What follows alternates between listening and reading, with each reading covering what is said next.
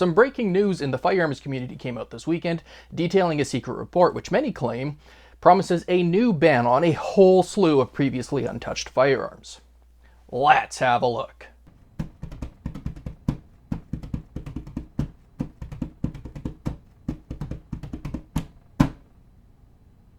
Welcome back to the channel. So today we're taking a look at a new bit of news which has the firearms community in a bit of an uproar. I originally saw this story initially by thegunblog.ca, or at least that was the earliest reference that I could find, and it details a new report which came out relating to a secret advisory panel of recommendations for which firearms to ban next. Of course, everyone and their grandma immediately jumped on the story, all offering their own ideas and perspectives of what it might mean. And for anyone who knows what December 6th means in Canada, none of this should really come as a surprise. Like another Liberal promise to enact gun control on yet another anniversary of Poly. Go figure. And that's the problem I really want to talk about here. Because since so many people were expecting bad news this week, I think a lot of those same people have their blinders on. Because here's the thing. Despite what so many well-established individuals out there are saying, this report from the advisory panel absolutely does not promise or promote the banning of a new list of firearms. Not even remotely.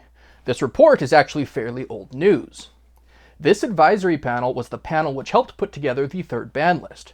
There are no new firearm prohibitions found anywhere in this report because said prohibitions already happened in March, 10 months ago, right before Carney assumed the throne. And how do we know that? Well, the report from the advisory panel focuses on analyzing what has since been referred to as the gap list. But what is the gap list? Well, it's the semi-automatic firearms which were not prohibited on May 1st, 2020 or December 5th, 2024. And for anyone keeping track, that's the first and the second ban lists. Then you look at the dates spelled out in the report. All of their work was done a year ago in December of 2024 and early January 2025. And the list of firearms the advisory panel produced for prohibition should also look familiar, particularly the M1 carbine. Most of these were prohibited on the third ban list on March 7th, 2025. The report also says that the panel completed their work and submitted the report on January 31st. And when you read the order in council containing the third ban list, in the section known as the RIAS, the Regulatory Impact Analysis Statement, it explains all of these very same things. And it even directly points to this very same report as justification for the bans, which happened about 10 months ago now. So while the release of the report is new, the actual content inside the report itself is fairly old news. Despite what you may have heard to the contrary, there are no new gun ban announcements in it. And the report in no way indicates that they're about to ban some more shotguns, PCCs, or World War II firearms, because all of that happened 10 months ago, in March. Now, all that being said, the release of the report itself is still something of a story, and it's still an indication of what might be coming. Because this report was released a couple of days ago on December 4th, alongside another article from Public Safety Canada promising a strengthening of the firearms regime. But even this article isn't exactly news, because it essentially promises three things. It promises to bring in C-21's protection order provisions, it promises to strengthen classification requirements, and it promises to modernize the classification regime. C-21's royal assent is already 2 years old now, yet the Liberals still haven't gotten around to implementing some of its clauses and statutes. So that's really all that is. And then you take a look at the promises for strengthening and modernizing the firearms classification. Again, that's not really news in some sense, because these were things that were promised by Bendayan when they dropped the third ban list. And this was even part of the Liberal campaign promises that were made by Carney earlier this year. So all of this is sort of a reiteration of things that have already been promised and things that they've already claimed that they're going to do at some point. They're just claiming that they're going to do them again at some point. And you might think that, well, now that they're putting out information on their plans, these things are probably imminent now, right? Well, that's partly true. But let's take a look at the article Public Safety put out promising such things a year ago on December 5th, 2024. They promised a lot of changes and new regulations as soon as the spring of 2025, including things like new magazine restriction regulations. Now you compare that to the article put out last week by Gary. They're promising action by the spring of 2026, and that this action will include things like magazine restrictions. It's been a year and they're still promising the exact same old talking points. So why is the government promising all of this new gun control now? Well, for the same reason they always have. Because Poly told them to. Poly and the Quebec electorate have been the driving force behind all of these new gun control measures, at least since 2020, but really going so far back as even the Firearms Act. Poly says jump, and the Liberal government has no qualms about criminalizing hundreds of thousands or even millions of innocent Canadians on a whim. And these three talking points were the primary concerns from Poly this year if the Liberal government wanted out of their proverbial doghouse. Yet, this is where the tale starts to take a bit of a turn, because despite all that I've said so far, these developments aren't exactly a big nothing burger either. Yes, they've promised all of this garbage in the past, and yes, this is all to satiate Poly Capitulation's hatred in exchange for political gain. What makes this year different is that the Liberals have actually started the ball rolling. They tabled new regulations in Parliament under the Firearms Act to bring in requirements for any new batch of firearms manufactured or imported into the country to have its characteristics submitted to the registrar. This regulation is on screen now, but for anyone who knows what this list of information is, it's all you need for a firearms reference table entry. And when I say regulation, that means order in council. However, the OICs made under the Firearms Act are different than the ones made under the Criminal Code to prohibit firearms. Typically, you have to wait at least 30 sitting days in Parliament before the regulations can be registered, and these particular regulations will come into force 30 calendar days after that point.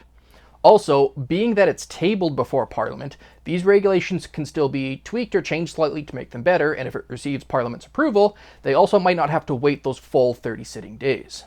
Now, the weird thing about these regulations is that they don't appear to require the manufacturer or the importer to actually wait for a response or a decision from the registrar as to those firearms classifications. Like, maybe it's implied, but all these regulations say is that the information must be submitted. The public safety article does go on to say that any regulations requiring approval for manufacturers will be tacked on to this framework at some point in the future, and it's also unclear if this applies only to new models of firearms or if businesses can simply point to a previous FRT entry for pre-approval. But whatever the case, the Liberals have been promising this for years, and it looks like it's now finally happening. Going forward, businesses might have to ask for the consent of the totally definitely not legally binding opinion of the Specialized Firearms Support Service and the Firearms Reference Table before they can do business. And then we look at another part of the public safety article, and it promises a, quote, modernization of the classification regime, end quote. So despite the fact that the courts have ruled that our firearm classification system is in fact somehow not vague, the Liberal government has been saying for over a year now that it is so vague that it needs to be changed in order to offer predictability, consistency, and simplicity. Make it make sense. Now, this modernization of the classification regime includes many things, such as a review of magazine laws, which the Liberals have also been promising for many years, going back even well before C-21. But this also includes a review of other regulations regarding ammunition and other devices. And this could likely include things like a prohibition of certain optics, bipods, and muzzle devices, since Poly Capitulation has also been asking for that for years. It might also include limits on how much ammunition can be owned by an individual at any one time, or maybe even a prohibition on reloading if they wanted it to. Like, there's really no way for us to know what they're planning on doing until they go ahead and do it. But honestly, nothing would surprise me at this point.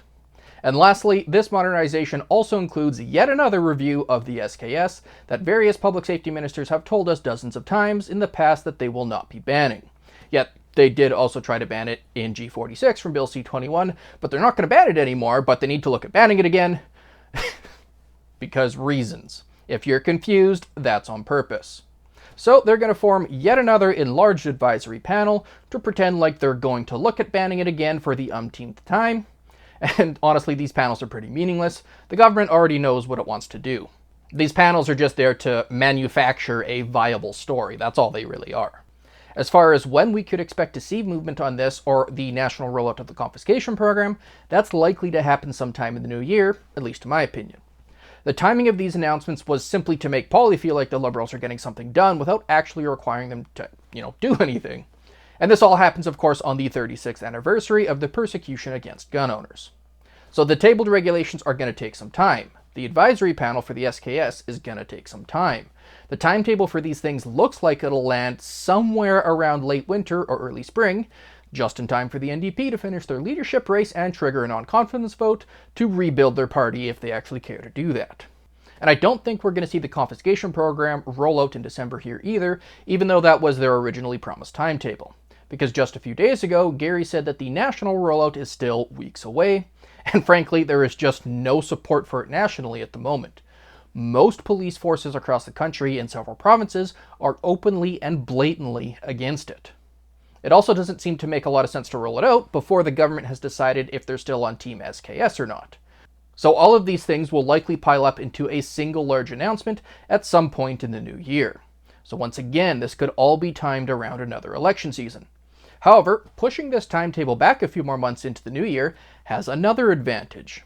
If you watched my previous video on this will once again align rather conveniently with yet another court deadline. Because we will know by then if the CCFR's court case is going to be going to the Supreme Court or not. And depending on what response the Supreme Court gives to our application seeking leave, that'll likely impact the timing and the scope of any announcement from the Liberals. But honestly, it's kind of hard to say, because Gary and Carney are not nearly as savvy on this topic as the Trudeau Liberals were. They may not be considering the legal battle at all in their timelines, and this may just be a coincidence for them.